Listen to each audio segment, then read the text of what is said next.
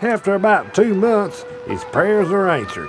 He becomes an ordained minister over the internet and takes a job at a local radio station. And good morning, brethren and sistren, and welcome to the Naked Truth, where, as the Bible says, the truth shall set you free. Every morning from 3 to 5 a.m., he tells the world the naked truth. However, there's a few habits he picked up while living on the street that didn't quite jive with the station owners. Oh, bless me. Some have questioned my motives. Some have questioned this show's purpose. Needless to say, frustrations built up on both sides, and Sherman lost that job too. Use the commode or pee outside. Fuck you, motherfucker! Not long after that, he lands a steady job with a local jam band. And boy, they's good too. However, jealousy rears its ugly head.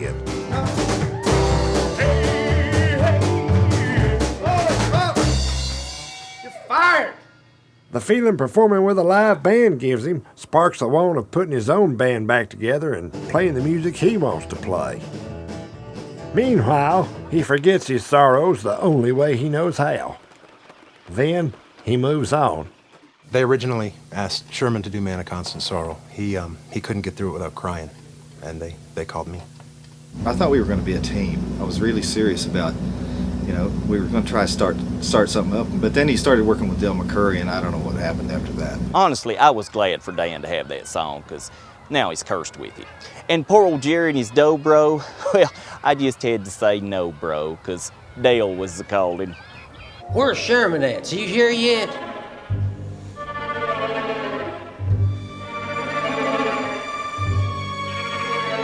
Where's Sherman? Where's Sherman? Boys, where's Sherman? I don't know. We haven't seen him. Where is Sherman? The bus is right outside, and maybe you could come on and just check it out. I ain't seen him nowhere. Fire that son of a...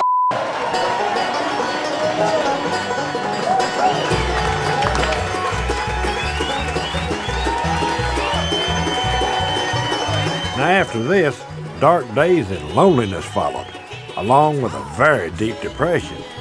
But it didn't last long.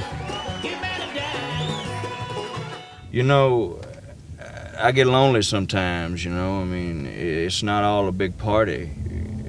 I mean, you spend a lot of time by yourself. Sometimes it gets lonely, man.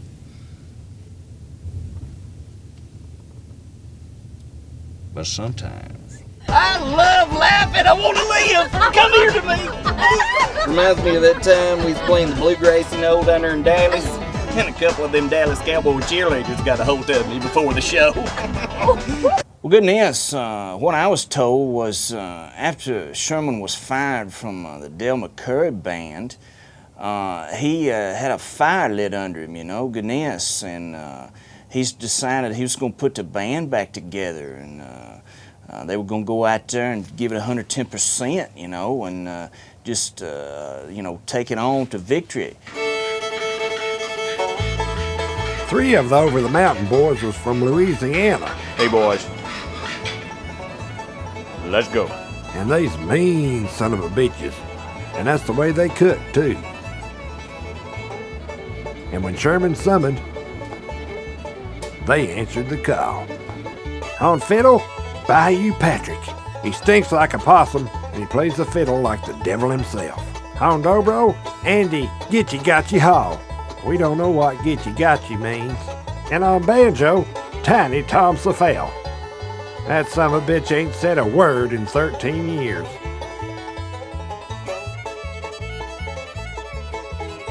Then on the bass, Jumpin' J. McDowell. He's the son of a Japanese tweedle maker. Don't ask. Kyle. Let's go.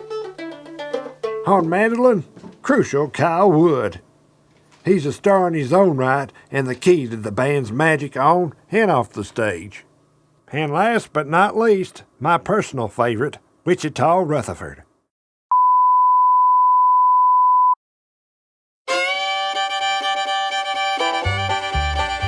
When the Over the Mountain boys broke up, he started his own business. When the going got tough, you'd call your regular pool guy. But when the going got creepy, you'd call Wichita.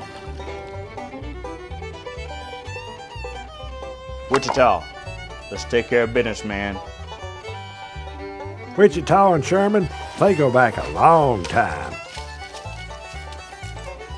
Well, this is a place that Wichita and I have been coming to for years. It's our little sort of serenity garden. We come here just to create and to practice and rehearse and just get our heads together for shows. Of course, we've known each other since childhood. We've grown up together and played together, both musically and, you know, just kick the can or whatever in the summer. But we're lifelong friends. I even performed his wedding service. I'm an ordained minister. Do you, Cindy Rose, take this man to be your lawful wedded husband? I sure do. Do you, Wichita Rutherford, take this woman to be your lawful wedded wife?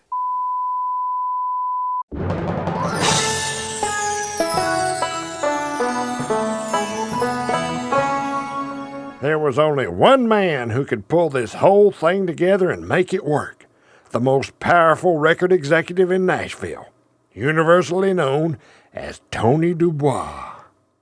You know, I kept hearing about him, and other artists kept saying, you have to hear him, you've got to see him.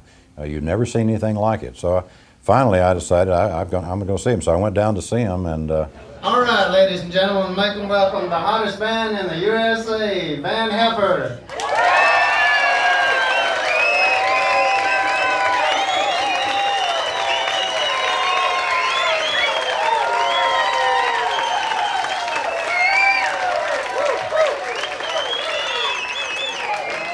Well, I guess I'm just going to quit booking them because they got to where they don't ever show up. J.T. Gray needs to cool his jets, so we missed several shows.